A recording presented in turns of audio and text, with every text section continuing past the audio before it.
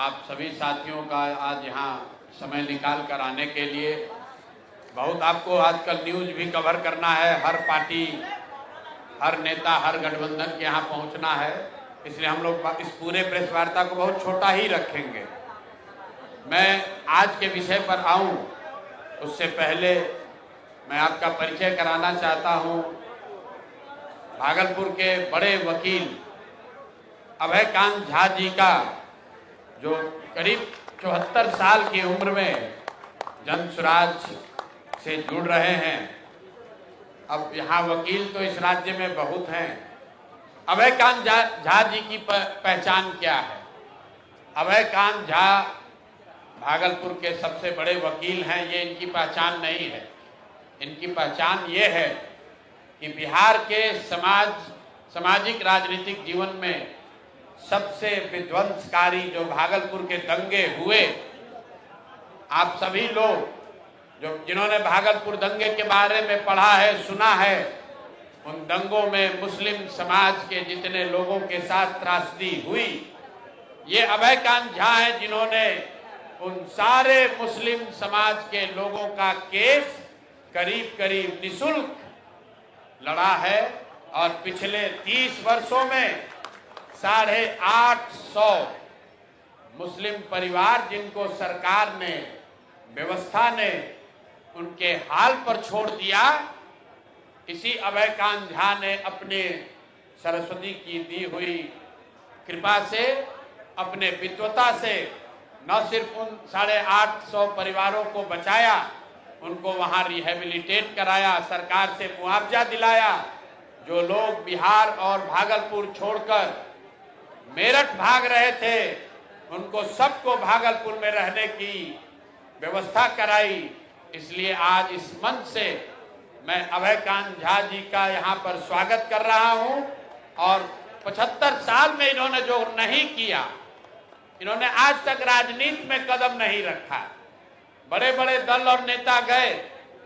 आपको बता दें, यहाँ सनातन की बात करने वाले बता रहे थे अभय जी, विश्व हिंदू परिषद के लोग इनके पास गए कि आप ब्राह्मण हैं, आप मुसलमानों का केस क्यों लड़ रहे हैं?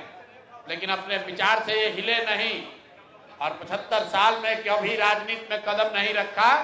आज जन स्वराज के इस व्यवस्था परिवर्तन के अभियान का हिस्सा बन रहे हैं। हिस्सा ही नहीं बन रहे हैं, जैसे भीष्म पितामह ने गांडी उठाई थी, वैसे भागलपुर से जन स्वराज के उम्मीदवार भी होंगे। तो एक बार इनका तहे दिल से शुक्रिया कर रहा हूं, इनका अभिनंदन कर रहा हूं। बाकी मैं आपको सिर्फ 2 बात बताऊंगा। सूची बनाने और जारी करने की जिम्मेवारी राज्य के इस पार्टी के नेताओं की है, लेकिन जो हम लोगों ने वादा किया था कि जिस समाज की जितनी संख्या है उसको उतनी भागीदारी जरूर दी जाएगी। और सिर्फ जाति के आधार पर नहीं, हमने कहा था कि जन स्वराज में हर समाज से अच्छे लोग निकाल कर लाएंगे, और जब बहुत सारे लोग हो जाएंगे तो उसमें से तय किया जाएगा कि हर समाज का अच्छा आदमी इसका भागीदार बने। तो जब 243 की सूची पूरी होगी तो शायद ही कोई बिहार का समाज बचेगा जिसकी भागीदारी नहीं होगी। लेकिन बिहार में सबसे बड़ी आबादी अति पिछड़ा समाज की है, और मैंने मंच से घोषणा की है कि 70 अति पिछड़ा समाज के लोग चुनाव इस बार जन स्वराज की व्यवस्था से लड़ेंगे। अगर उनके पास, कुछ साथियों के पास साधन नहीं है, उनको साधन भी दिया जाएगा, उनका प्रशिक्षण भी किया जाएगा। उसी वादे के तहत आज जो सूची जारी हो रही है और पिछली जो सूची जारी हुई है, आज कुल 66 नाम जारी किए जा रहे हैं। 66।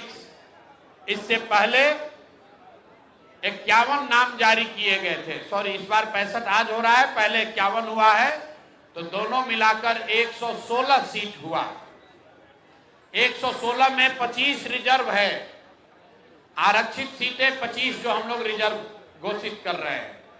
बच गई 91, 91 में 31, 91 में 31, अति पिछड़ा समाज को भागीदारी दी गई है। बिहार के इतिहास में किसी मेन स्ट्रीम पार्टी ने आज तक अति पिछड़ा समाज के लोगों को इतनी बड़ी भागीदारी कभी नहीं दी है।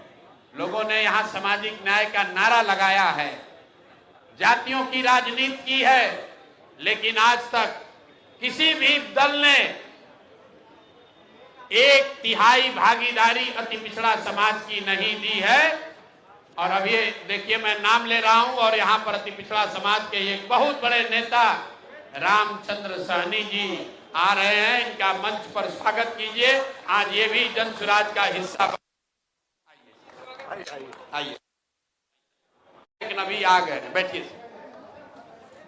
तो जब आपकी नीयत ठीक होती है, तो जब मैं वही चर्चा कर रहा हूं कि बिहार के इतिहास में पहली बार कोई दल 1/3 सीट अति पिछड़ा समाज को दे रहा है, तो अति पिछड़ा समाज के बहुत बड़े चेहरा रामचंद्र सहनी जी, सुगौली ईस्ट चंपारण के, आप में से कुछ लोग जानते होंगे, मंच पर ये आए हैं।